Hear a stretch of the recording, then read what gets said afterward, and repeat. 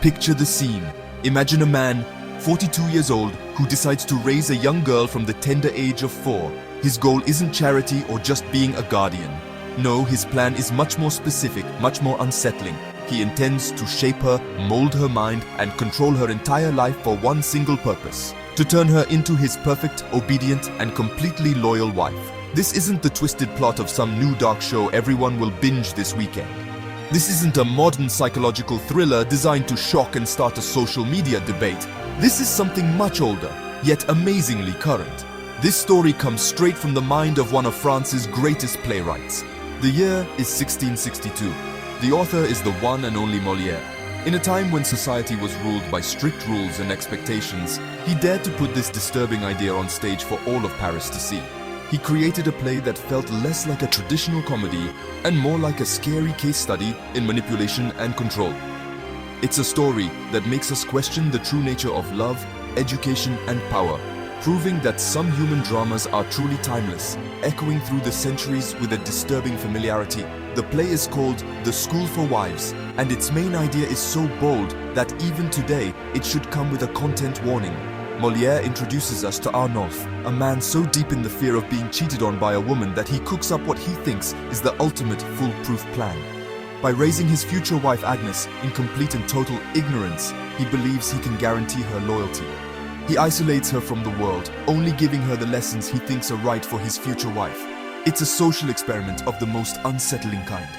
Welcome to our deep dive into a classic that's much more complex and frankly much messier than your school literature class might have led you to believe. We're going to break down this 17th century masterpiece like it's the latest viral sensation. Forget the boring historical analysis for a moment. We're going to look at it through a modern lens, exploring its shocking themes with the same energy we'd use to discuss a jaw-dropping season finale. Because at its heart, this play is a raw and powerful look at human nature that feels more relevant than ever.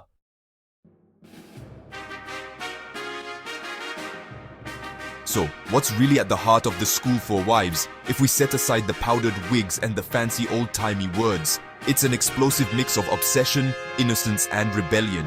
Basically, it's the story of a desperate man trying to control a woman's destiny, and how that plan spectacularly backfires. It's a fight between careful scheming and the unstoppable power of real human connection.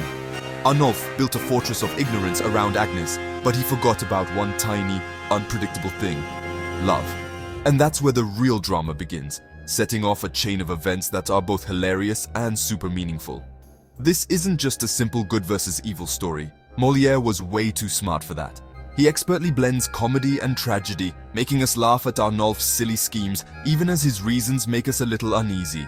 The play is a brilliant look at toxic masculinity, long before that phrase even existed. It shows how fragile a man's ego can be when it's built on wanting to control and being scared of women having their own minds. It's the story of a man who wants to program a person like a machine, only to find out that a human heart has a mind of its own. And then there's the delicious element of karma. Molière doesn't let his main character off easy.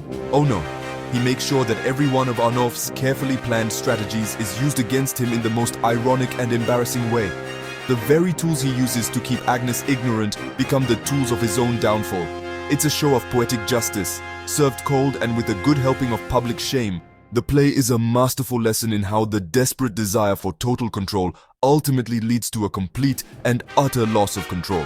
That's a lesson that still rings true today. Before we dive into the details of the plot, let's set the stage for a debate. This story should make you think and feel. It asks a basic question that's just as important in 2025 as it was in 1662. Does a character like Arnolphe, despite all his monstrous planning and attempts to manipulate, truly get what he deserves in the end? Is his fate a fair punishment, or is there a bit of tragedy in his situation too? This is where the story gets really interesting and where your own thoughts come into play. Let's explore this complex web together. Here is Arnolphe, 42 years old, rich and respected, but consumed by the fear of being cheated on. For him, betrayal lurks everywhere. His plan? To create the perfect wife. He takes in Agnès, raises her in ignorance, shaping her like a puppet. He even changes his name, convinced he's built a foolproof system against infidelity. Arnolphe raises Agnès in complete isolation, cut off from the world, surrounded by simple servants. She learns just enough to run a household, to pray, to sow, and most importantly, to obey. Her ignorance is her purity, he believes. Arnolphe's power is absolute. At 17, he believes he has created the perfect wife. But the stage is set for the chaos of real life. Despite all his convictions, Arnolphe's plan is built on fear, not strength. His obsession with controlling Agnès reveals his own insecurity. Chrysaor, the voice of reason, warns him, extreme measures lead to extreme consequences. It's like the saying, you reap what you sow. But Arnolphe dismisses these warnings, convinced of his superiority.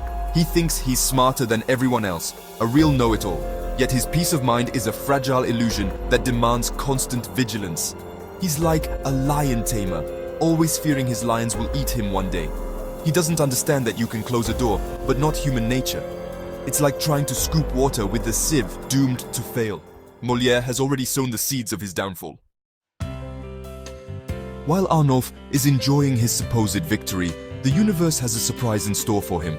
Horace, young, charming, and sincere, falls in love with Agnès, Arnolphe's ward. Their meeting, a pure coincidence, messes up all his plans. Love happens naturally and breaks through the walls Arnolphe has built. Horace doesn't need a plan, he just needs to be himself. And it's this very realness that threatens Arnolphe's entire world. Here comes one of Molière's most brilliant and funny ideas. The story takes a wonderfully ironic turn. Horace, head over heels in love, tells Arnolphe all his secrets, without knowing that Arnolphe is Agnès' guardian and future husband. Arnolphe has to listen helplessly as his own plan gets ruined, minute by minute.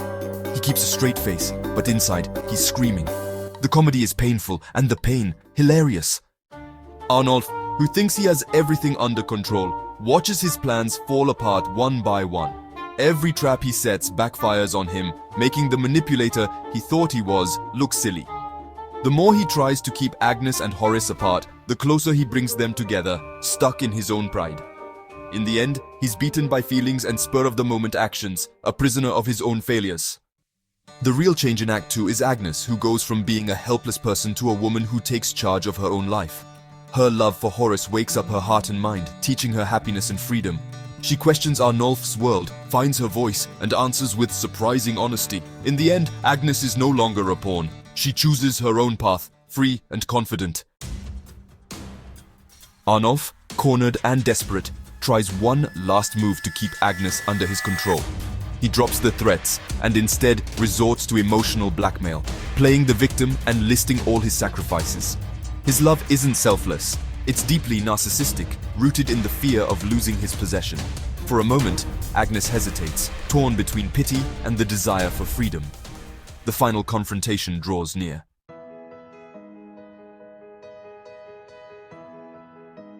Just when Arnolphe thinks he's won, Agnès surprises him, and all of us. She's been thinking, feeling, and most importantly, writing.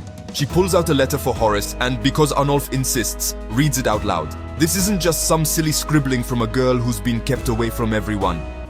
It's a clear, honest statement from a woman who knows what she wants. In her letter, Agnès explains that she can't marry Arnolphe. She can't love him, and to do so would be wrong for her. She talks about the happiness Horace brings her, a kind of joy she never thought was possible. Every line in her letter goes against the lessons Arnolphe tried to teach her. He taught her to obey. She learned to choose. He taught her to be clueless. She found wisdom. By reading her words out loud, Agnès shows she's her own person. Arnolphe is forced to listen as his creation takes apart everything he believes. The very education he gave her became her way to fight back. She didn't just get the better of him, she moved past his whole way of thinking. The letter leaves Arnolphe completely shocked, facing the independent thinker he never meant to create. Her words aren't just a rejection, they're a complete undoing of his life's work. He can no longer dismiss her as a foolish girl. She has made a clear, smart choice. The letter hangs in the air, a sign that the human spirit refuses to be controlled. All Arnolphe is left with is the echo of her words.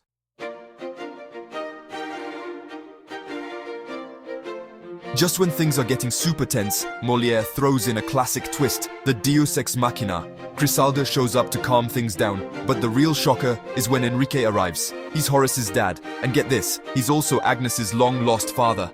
Talk about a plot twist! Years ago, Enrique had left his daughter with a peasant woman. That daughter was Agnès, who Arnolphe unknowingly raised. Now, Enrique is back, ready to take his daughter and announce her arranged marriage. The husband? Horace, of course. The love between Agnès and Horace is suddenly confirmed by fate and family. Years of Arnolphe's schemes are ruined by a simple twist of fate. He never really had any right to Agnès. Now their union is blessed by love and authority. Arnolphe, who once thought he controlled Agnès' destiny, is now just a helpless bystander. The conflict is instantly resolved. Horace and Agnès are together, with everyone's approval. Some might say it's a shortcut in the script, but it's the ultimate proof of how useless Arnolphe really is. Nature and society team up to defeat him in a spectacular and final way.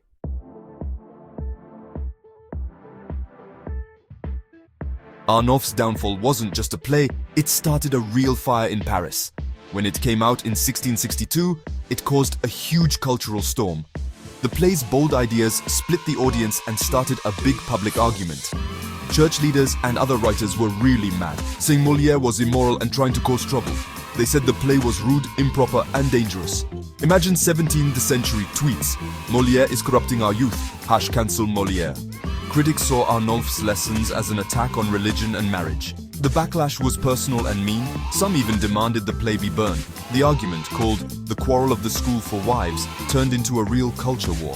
What shocked people the most? Molière showed a young woman being groomed, and she won. Agnès' win over Arnolphe was a big deal, suggesting that women's happiness was more important than men's power. In a world of arranged marriages, this was explosive. Molière wasn't just writing comedies, he was holding a mirror up to society.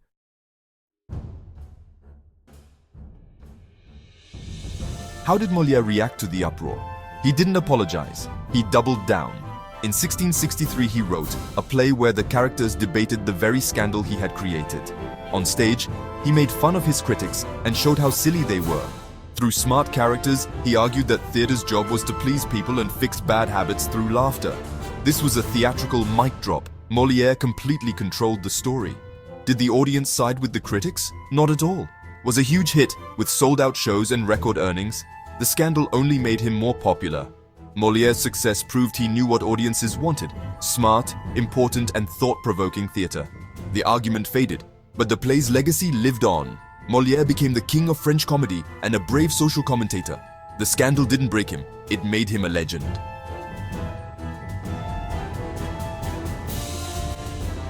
So, what's Molière's real message? If you strip away the costumes, you'll find a surprisingly modern story. Molière didn't just write to entertain. He questioned the society of his time, and his message is still just as relevant today. The play is a timeless critique of the futility of absolute control, especially over the human heart. Arnolphe is the ultimate example of toxic masculinity, terrified of losing his power. His plan to mold the perfect wife comes from fear, not love. Molière exposes this way of thinking as morally wrong and ridiculously ineffective.